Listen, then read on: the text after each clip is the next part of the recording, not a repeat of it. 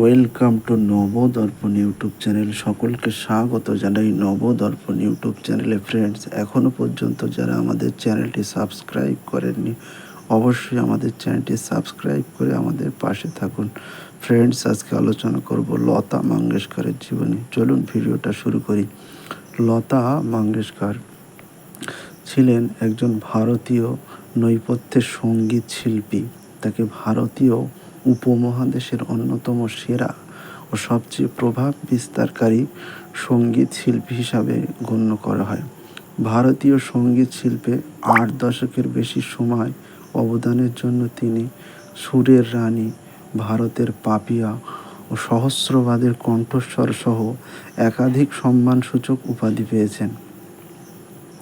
তিনি 1000-এরও বেশি ভারতীয় ছবিতে গান করেছেন এবং তার গাওয়া মোট গানের সংখ্যা 10,000-এরও বেশি।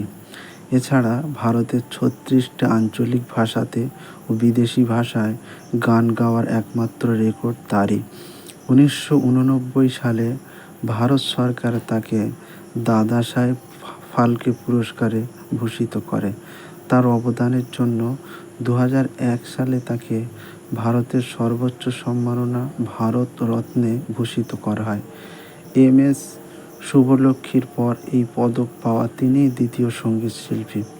2007 সালে ফ্রান্স সরকার তাকে ফ্রান্সের সর্বোচ্চ বেসামরিক সম্মাননা লেজিও d'honneur অফিসার খেতাবে ভূষিত করেন। তিনি তিনটি জাতীয় চলচ্চিত্র পুরস্কার, 15টি বাংলা চলচ্চিত্র সাংবাদিক সমিতি পুরস্কার, 4টি শ্রেষ্ঠ নারী নেপথ্যে কণ্ঠশিল্পী বিভাগে ফিল্মফেয়ার পুরস্কার, 2টি বিশেষ ফিল্মফেয়ার পুরস্কার, ফিল্মফেয়ার জীবনে সম্মাননা পুরস্কার সহ অসংখ্য পুরস্কার অর্জন করেছেন। 1974 সালে তিনি প্রথম ভারতীয় রয়্যাল অ্যালবার্ট হলে সঙ্গীত পরিবেশন করেন।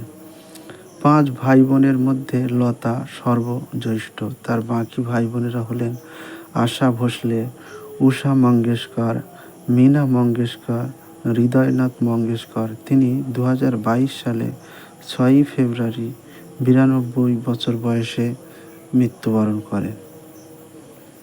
লতা মঙ্গেশকর 1929 সালের 28 সেপ্টেম্বর তৎকালীন ইন্দোর রাজ্যের রাজধানী ইন্দোর, বর্তমান উত্তরপ্রদেশে জন্মগ্রহণ করেন। তার পিতা পণ্ডিত দীননাথ মঙ্গেশকর একজন মারাঠি ও কোঙ্কণী সংগীতজ্ঞ এবং অভিনেতা ছিলেন। তার মাতা সেবন্তী বোম্বে প্রেসিডেন্সির তালনারের, বর্তমান উত্তর পশ্চিম মহারাষ্ট্র, একজন গুজরাটি নারী ছিলেন। তিনি দীননাথের দ্বিতীয় স্ত্রী ছিলেন। তার প্রথম স্ত্রী নর্মদা সেবন্তীর বড় বোন ছিলেন, যিনি মৃত্যুবরণ করেছিলেন। শৈশবে বাড়িতে থাকাকালীন কে.এল. সাইগাল ছাড়া আর কিছু গাইবার অনুমতি ছিল না তার। বাবা চাইতেন শুধু দ্রৌপদী গান নিয়েই থাকুক।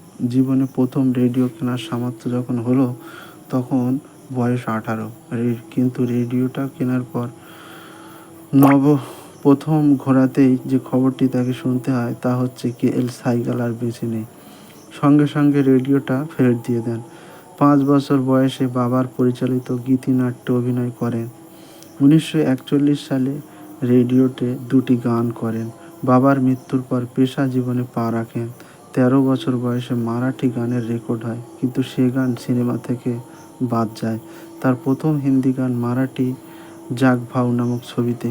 হিন্দি চলচ্চিত্র আপকি সেবা প্রথম হিন্দি গান পেয়েছেন তিনি। তারপর 1948 প্রযোজক শশধর মুখোপাধ্যায়ের ছবি শহীদ ছবিতে তিনি সুযোগ পান এবং মজবুর সিনেমায় দিল মেরা তোড়ে গানে তিনি বিশেষ জনপ্রিয়তা অর্জন করেন। লতা মঙ্গেশকর তার কর্মজীবনে অসংখ্য পুরস্কার ও সম্মাননা অর্জন করেছেন। তিনি ভারতের সর্বোচ্চ অসামরিক সম্মাননা ভারত রত্ন 2001, দ্বিতীয় সর্বোচ্চ অসামরিক সম্মান পদ্মবিভূষণ 1900, তৃতীয় সর্বোচ্চ অসামরিক পদ্মভূষণে 1969 সনে ভূষিত হয়েছেন। এছাড়াও বিদেশেও বিভিন্ন পুরস্কারে তিনি ভূষিত হয়েছেন। তো কেমন লাগলো কমেন্ট বক্সে জানাবেন। আর সকলে ভালো থাকবেন, সুস্থ থাকবেন, আর আমাদের চ্যানেলটি সাবস্ক্রাইব করে আমাদের পাশে থাকবেন। Thank you for watching.